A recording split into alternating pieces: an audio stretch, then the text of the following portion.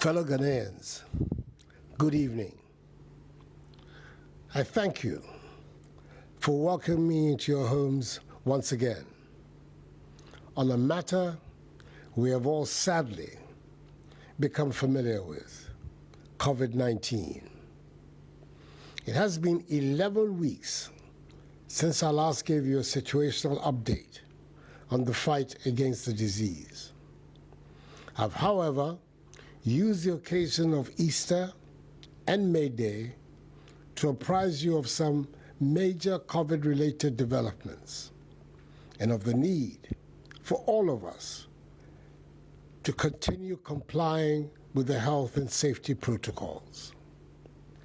Embarking on a 9-day official working visit to France, Belgium, and South Africa as part of efforts being made to ensure our nation's rapid and sustained post-COVID economic recovery, and have pre-recorded this update prior to leaving the country.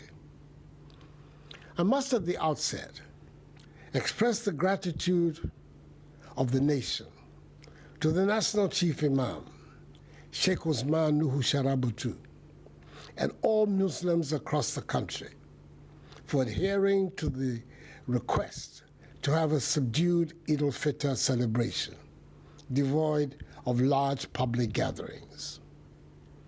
By and large, it is gratifying to note that many Ghanaians are adhering to the protocols, and it is heartening to see law enforcement agencies acting against persons and institutions flouting the regulations. Until we vaccinate the requisite number of Ghanaians and enhance herd immunity, which will help return our lives to normalcy, the Imposition of Restrictions Act 2020 Act 1012 will remain in force, and the security agencies will not relent in their efforts to enforce it. Fellow Ghanaians, since the last update on 20th February, two major occurrences in our fight against the pandemic in Ghana have taken place. Firstly, we have seen a marked reduction in active cases, i.e. persons who currently have the virus, from 5,444 persons as of 26 February to 1,314 as of 11th May. Our rate of infection has dropped significantly from 400 a day when I last spoke to you to less than 100 now. And the number of persons who have recovered from the virus has also increased from 77,972 to 91,146 within the same period. 176 more persons in that time have also unfortunately lost their lives to COVID-19. Cumulatively, we've conducted 1,121,168 COVID tests. This development brings me to the second reason for tonight's broadcast, one which is crucial in restoring normalcy to our lives. Since I announced the arrival of the first batch of AstraZeneca vaccines from the COVAX facility, together with the procurement and receipt of others, we have rolled out two phases of our vaccination plan. The first phase involved vaccinating a segment of the population in 43 districts, that is, health workers, persons with comorbidities, persons above the age of 60, physically challenged persons, journalists, frontline security personnel, and a cross-section of persons in the three arms of government. The second phase involved vaccinating all other health workers across the country. Nearly 1 million people have now received the first dose of the vaccine. International vaccine politics and the unpredictability of the supply chain as well as a third wave of infections in some countries in Europe and Asia, have meant that we have not been able to secure as many vaccines and vaccinated as many Ghanaians as we would have wanted at this stage. In spite of these obstacles, the target is to vaccinate some 20 million Ghanaians, i.e. the entire adult population of Ghana, by the end of the year. In the past few days, government has, through COVAX, received an additional 350,000 doses of AstraZeneca vaccines. These will be added to existing stock to provide the second jab for the 360,000 persons in the 43 districts in the Greater Accra, Ashanti, and Central regions who received their first jabs from 1st to 9th March. I'm happy to announce that beginning Wednesday, the 19th of May to Wednesday, 26th May, the deployment of the second dose of vaccines will take place across the designated vaccination centers in the 43 districts, approximately 12 weeks after the first jab, as the science prescribes. More details of the deployment will be communicated by the Ghana Health Service in the coming week. Efforts are being made to ensure that those who receive their first jabs after the 9th of March will in due course receive their second. We are expecting an additional 300,000 doses of Sputnik V vaccines, which have already been approved by the Food and Drugs Authority to arrive in the country. As and when we make further progress in the acquisition of vaccines, the Ministries of Health and Information will make this known to you. We're making all efforts to achieve our overall vaccination target. As alluded to earlier, we are all aware of the havoc the virus is wreaking in Asia and South America, in the form of rising infections and huge death tolls. Whilst our thoughts and prayers are with these countries, we must be mindful of the associated risks of travel to and from these countries. At this time, I want to reiterate, as captured in the travel directive jointly issued by the Ministry of Foreign Affairs and Regional Integration and the Ghana Health Service, that all non-essential trips to countries with high COVID-19 infection rates should either be cancelled or postponed. There'll be plenty of time, God willing, for such trips in the future. We will continue to review our travel restriction measures. Fellow Ghanaians, a major objective of our fight against the virus, right from the onset, has been to limit its importation onto our shores. Consequently, when we reopened Kotoka International Airport, KIA, our aim was to ensure that as much as possible, arriving passengers do not carry the virus, and to establish a testing regime at KIA to help us pick up passengers who have the virus and prevent them from introducing it into our population. KIA, some 3 weeks ago, recorded significant increases in the numbers of passengers who tested positive for COVID-19.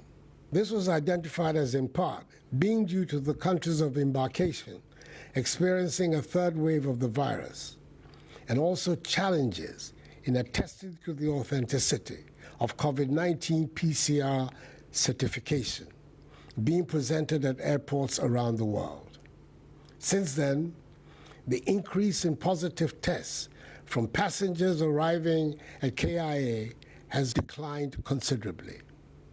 Nevertheless, it's still necessary for us in Ghana to find a way to secure further our borders and attain our objective of limiting the importation of the virus. To prevent fake COVID-19 PCR certificates being used to enter our country, government through the Ministry of Health has begun the process of digitizing PCR test results to ensure ease of verification. The technology platform being used at KIA is based on standards set by the Africa Trust Travel and ECOWAS Biomars. All passengers traveling in Ghana must have test results or certificates bearing the trusted travel or biomass codes to be acceptable at KIA. We have reevaluated quality checks on testing at KIA, and we're satisfied with the sensitivity and specificity of the testing regime there. All arriving passengers who test positive will follow the laid-down procedure. Those who test negative from designated COVID-19 hotspots and testing negative at KIA may be subjected to a repeat test on the third day of arrival. Our fight against the virus, my fellow Ghanaians, is by no means over. The continuous havoc being experienced by some countries as a result of the virus is a testament to the fact that until all countries have rid themselves of the virus and have achieved herd immunity, none is safe. So let us all continue to adhere to the COVID-19 safety protocols that are now part of our day-to-day activities.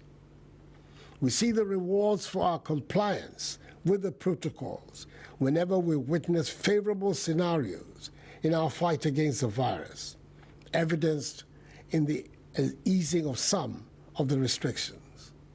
I'm particularly happy that the significant investments we have made in ensuring compliance with the safety protocols have enabled us to open in safety all schools, private and public, at all levels.